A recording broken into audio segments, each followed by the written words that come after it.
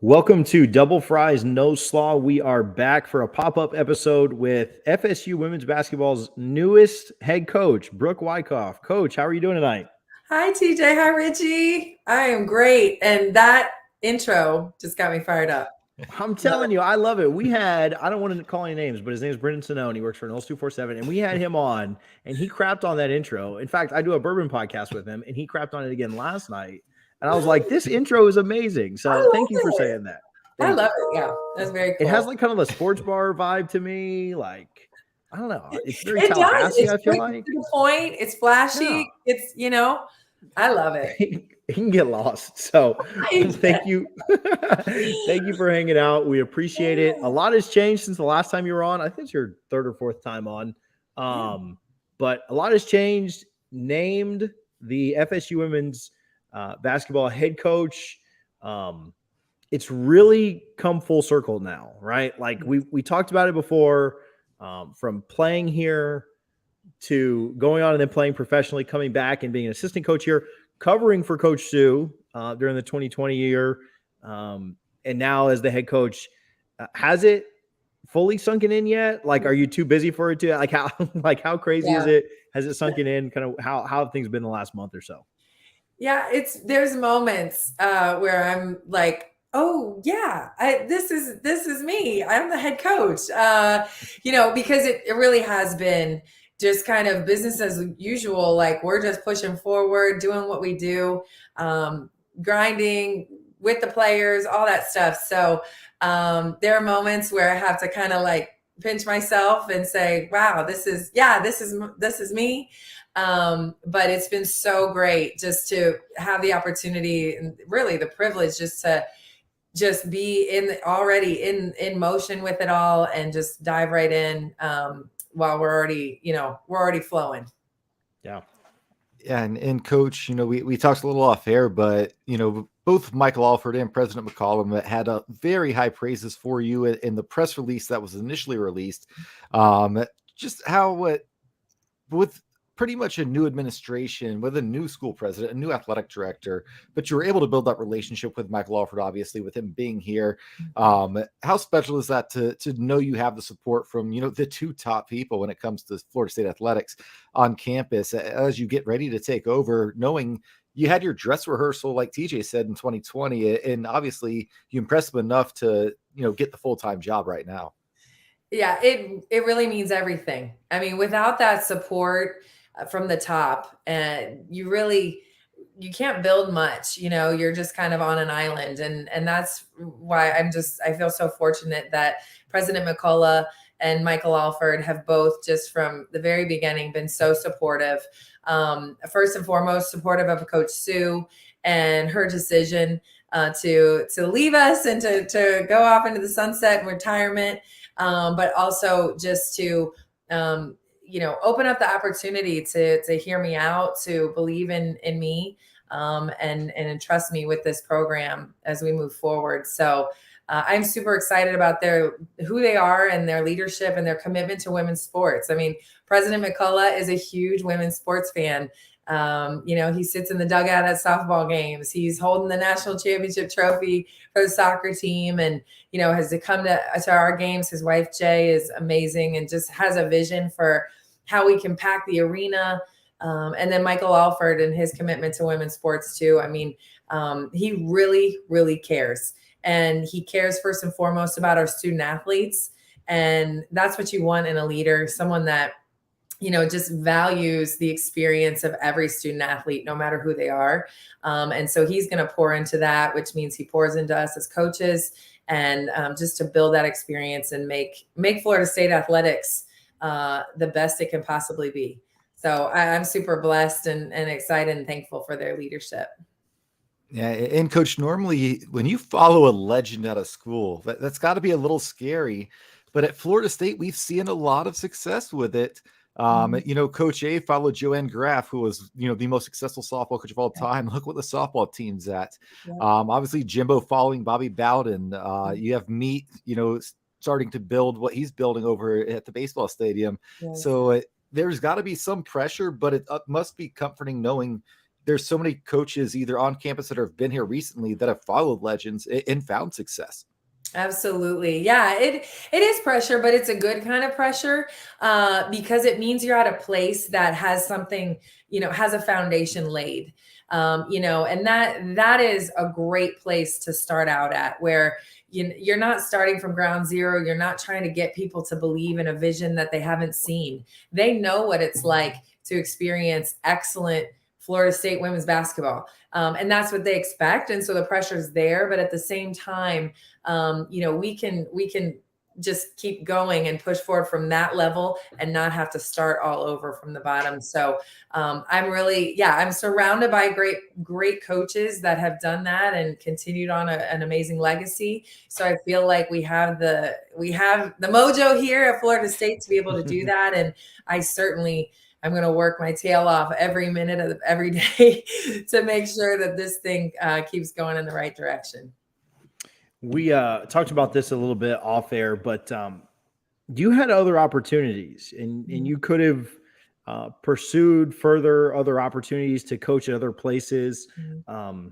Was it a little bit humbling to have to, like, you got to run I mean, I know that you knew that she was only going to be on for a year, but it was a little bit humbling to have to come back and be an assistant after running the program in 2020, and talk about, again, having other opportunities to maybe move on and be a coach elsewhere, but sticking it out at Florida State for this, what I assume is kind of a dream come true.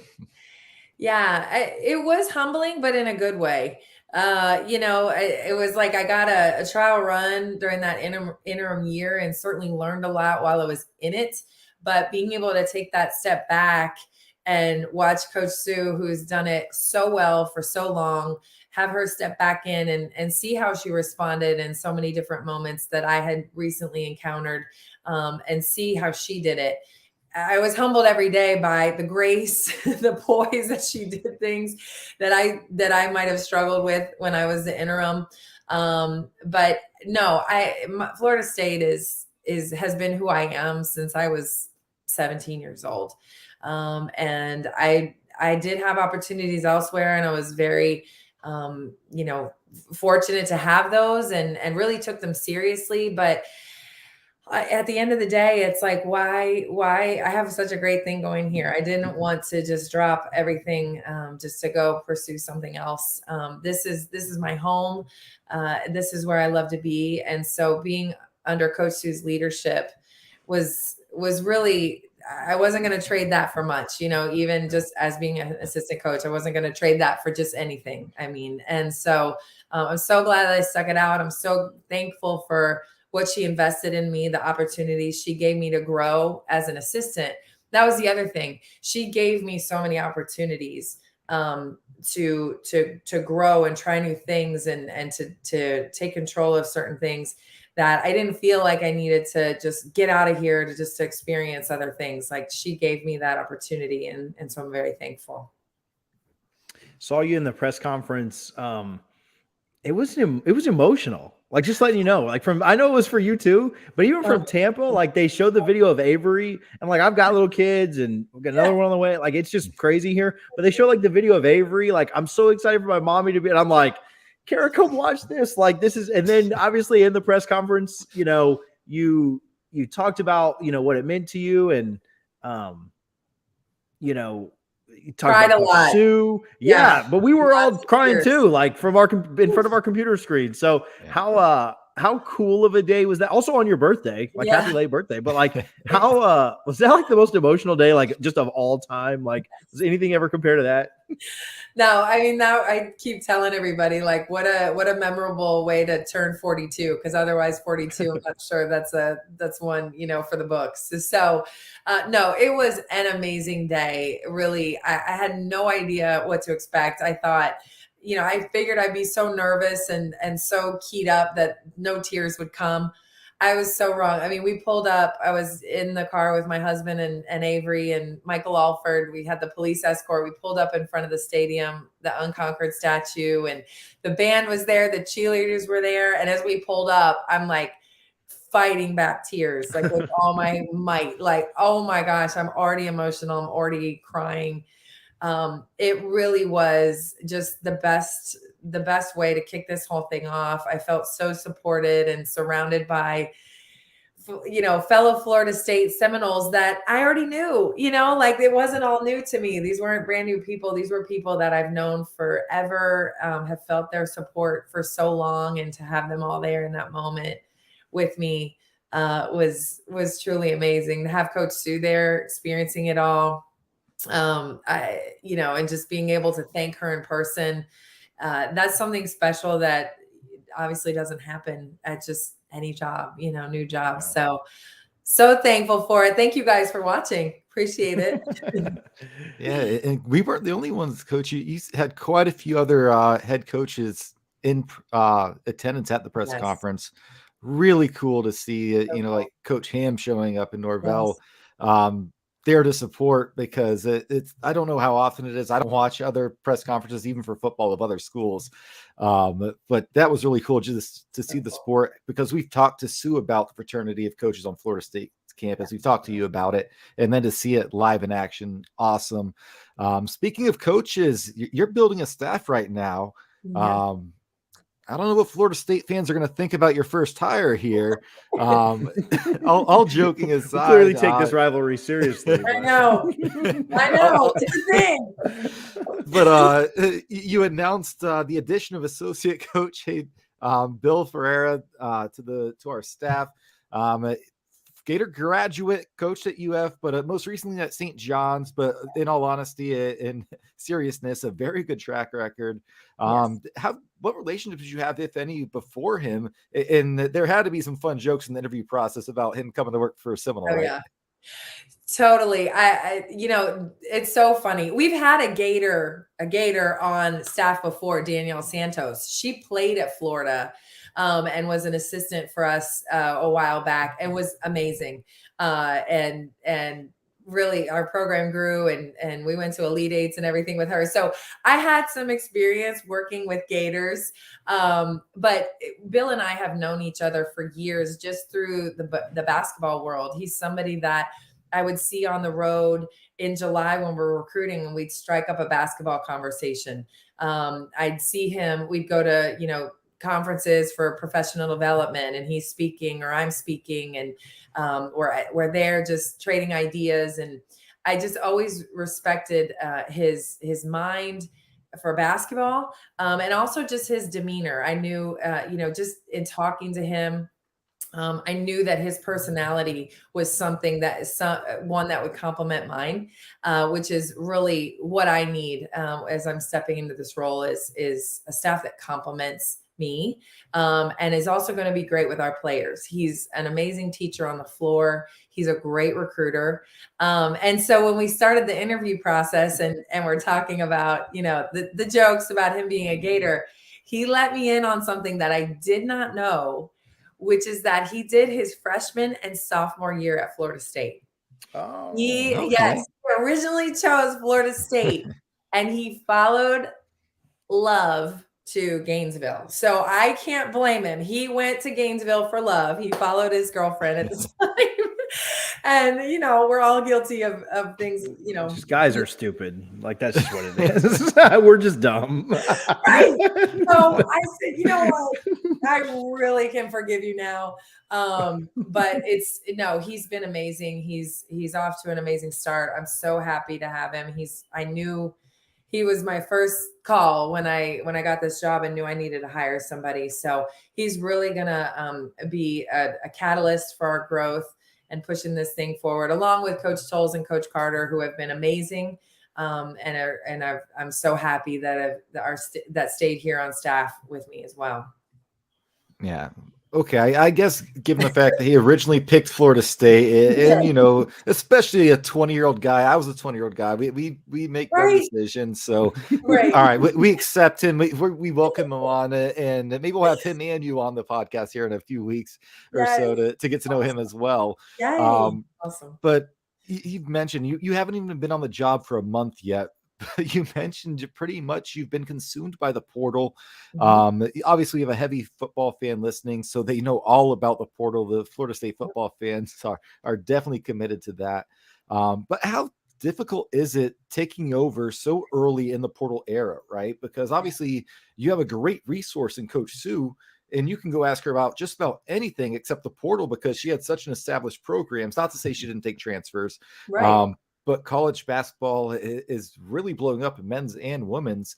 How difficult is that? And do you talk to a guy like Mike Norvell who's going through the same thing where people are leaving, but they're coming in just as quickly? It just seems like such a new experience that hopefully it doesn't stay like this forever. But I feel sorry for you, Coach, having to deal with this right now in such an early stage and with NIL involved as well. Right.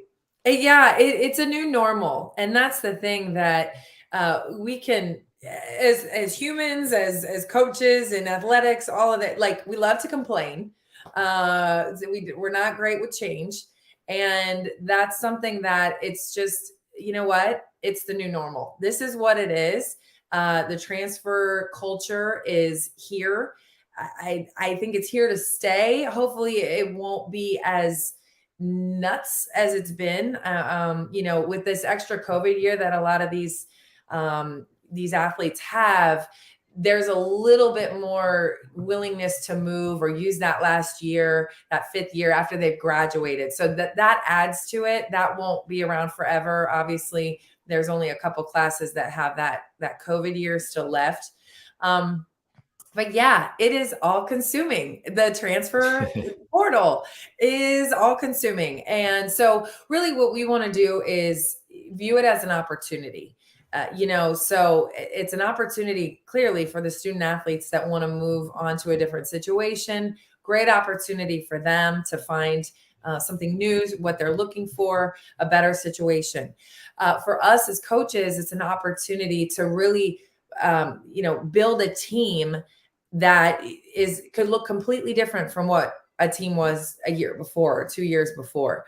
To add those pieces quickly that are already experienced, or you already know pretty much exactly what you're getting. Whereas with high school kids, you don't, they have to adjust to the college game. They've got to figure it out, and they have great potential. But with transfers, you really know what you're getting pretty much right off the bat. So it's an opportunity, and that's what we're looking at it as.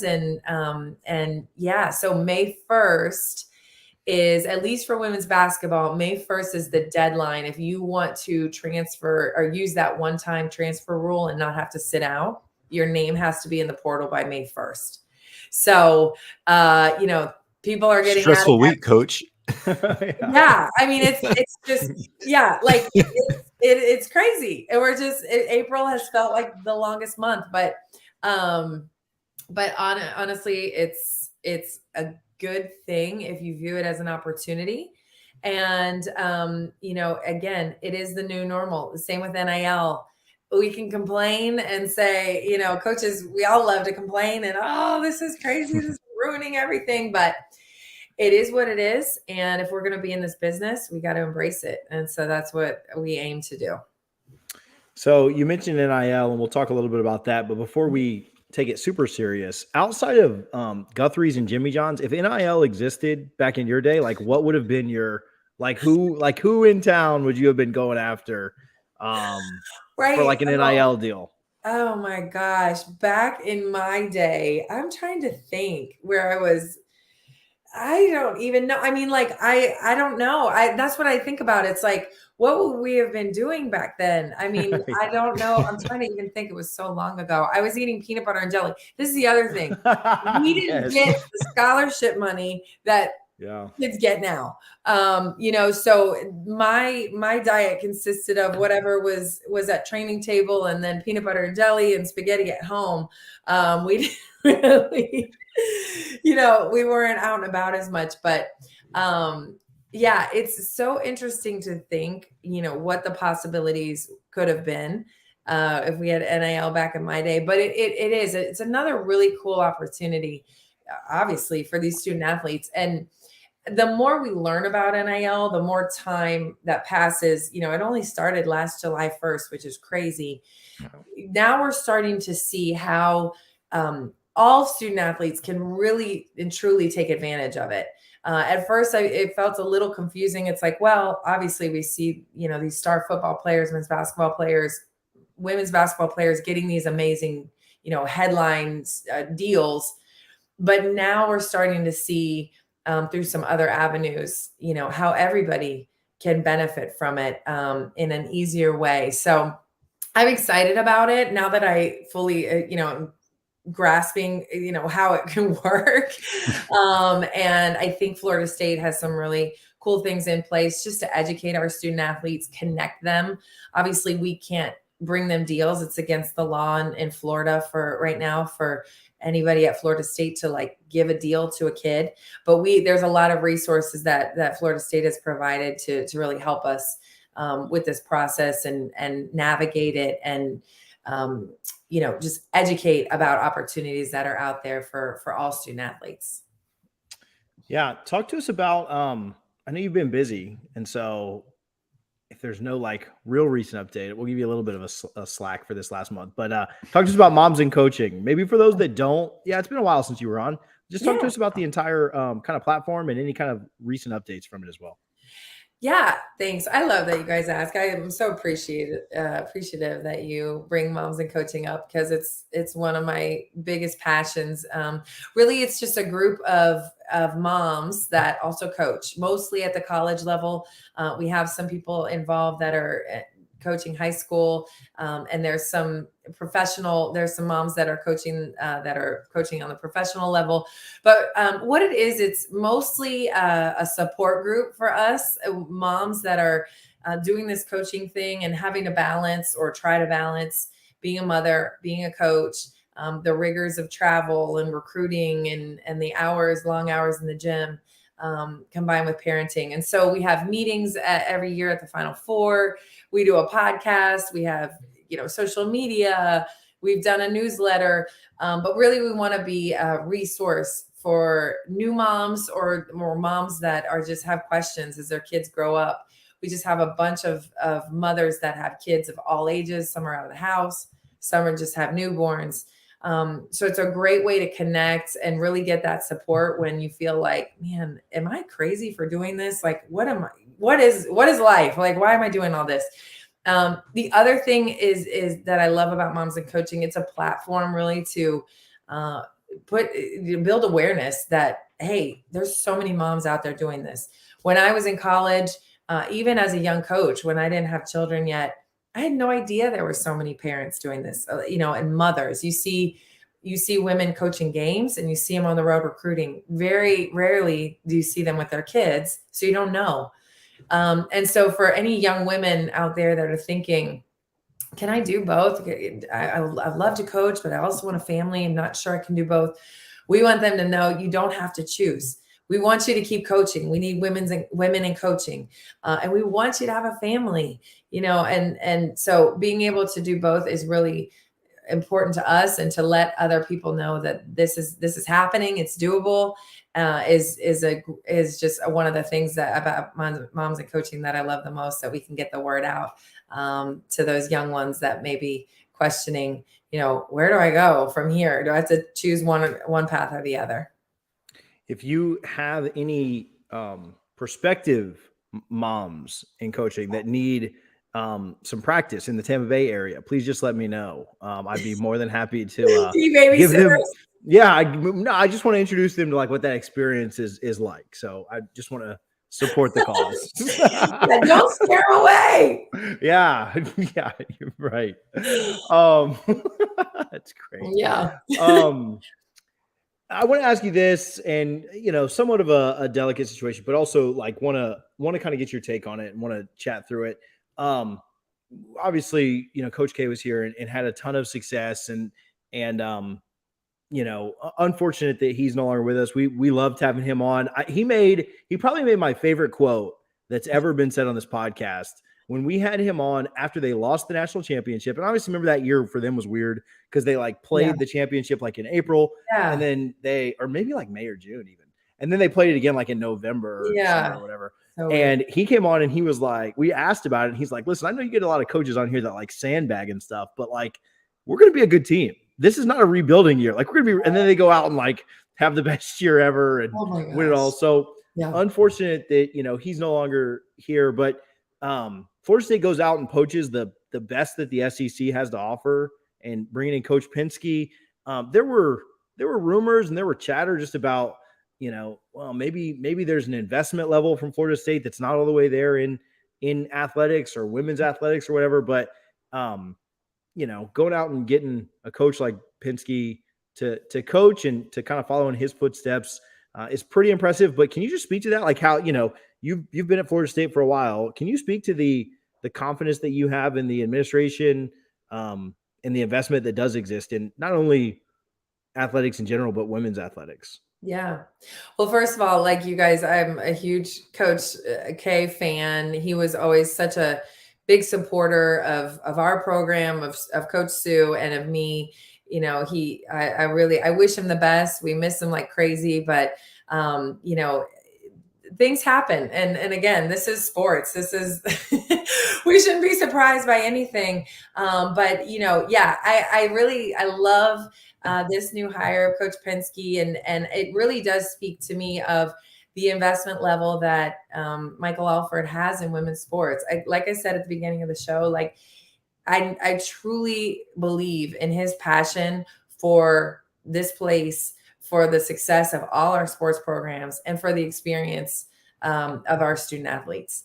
And that comes with bringing great coaches. That soccer team is still loaded. They can go out and win it again.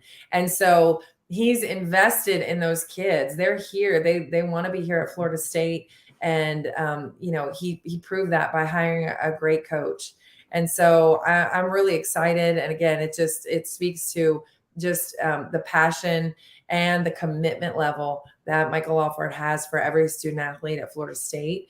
And for a coach, of a women's sport, I'm super, it makes me feel like, we got this, and it's not just me, and I have the support needed to go and be great and to push this program forward. And like I said at the beginning, that's everything. That it starts there. It starts from the top, and it just makes me excited to be a Seminole. Oh, that's awesome.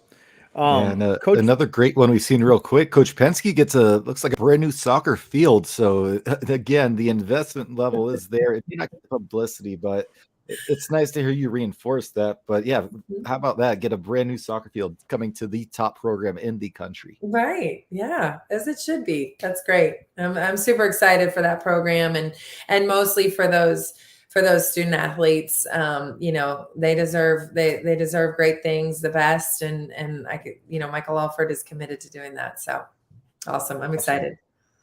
Good stuff. Well, we are super excited. I know that we've got a little bit of time, but as busy as you've been, as busy as I'm sure you will be, it'll fly by, but we're excited for November to get here so that we can see you guys in action. I do love that we always play UF really early. So we'll have our eyes on that one and all of the games early, but, thank you so much, Coach, for coming on and hanging out for a little bit tonight. We're so happy that you are our head coach. We're so happy that you're here and that you stayed around. And we're happy that you hung out with us for a little bit tonight too. Thank you, guys. You are the best. It's so fun always to see you and beyond. So thanks for having me. Absolutely. Thank you so much. You have a great night. Thanks. You guys too. Bye. Thanks. Bye.